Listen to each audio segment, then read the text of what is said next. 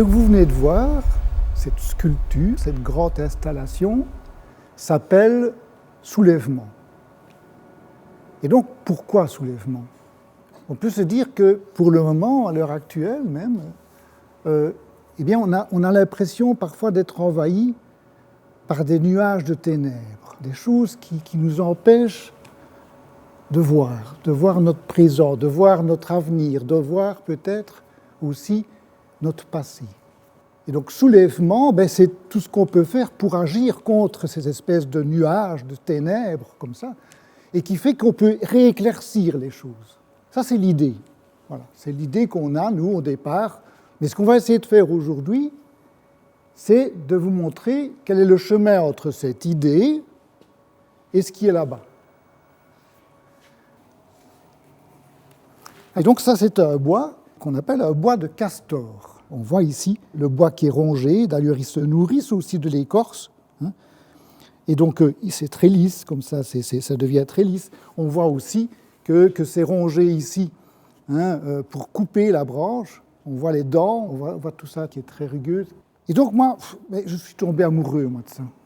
J'aime beaucoup ça. C'est quelque chose que j'avais envie d'utiliser, que j'ai d'ailleurs utilisé pour faire la sculpture.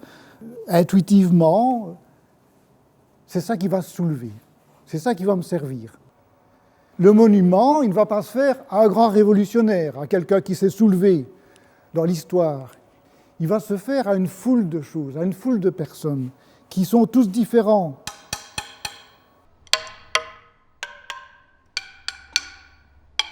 Qui ont tous des formes différentes, des âmes différentes. Et c'est ça qui fait que l'œuvre parle d'une vision du monde particulière où ce n'est pas une personne, c'est tout le monde.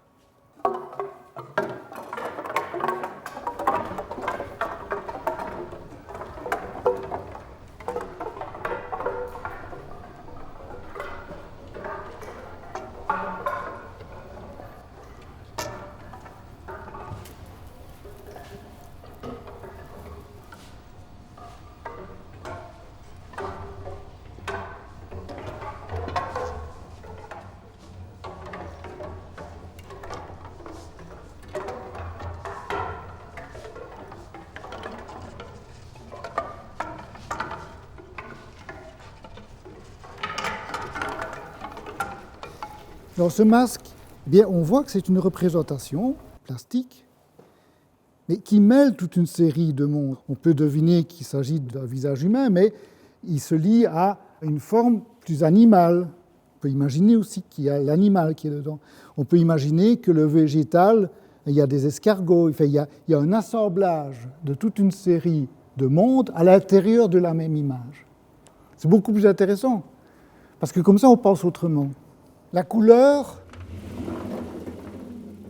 brasse notre mémoire.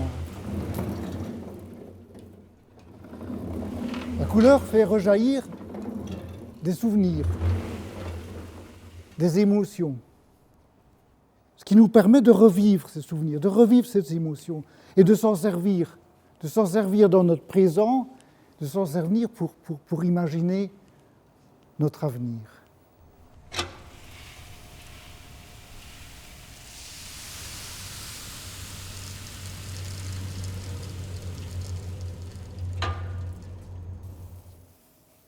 Puisque faire une œuvre d'art, ce n'est pas uniquement toucher l'esprit, toucher la pensée, c'est aussi toucher le cœur.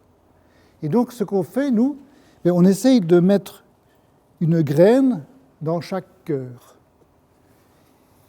Et cette graine, elle va germer, pour autant qu'on fasse très attention à chaque cœur, à chaque personne, qu'on mette de la chaleur, de l'amour, de la lumière.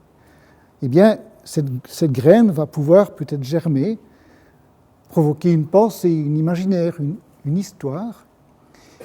Et donc, toute cette forêt de pensée, elle va éclaircir le ciel, va éclaircir le monde, et va faire en sorte que les ténèbres dont je parlais tout à l'heure, puissent disparaître, et puissent faire apparaître vraiment la vie de tout le monde.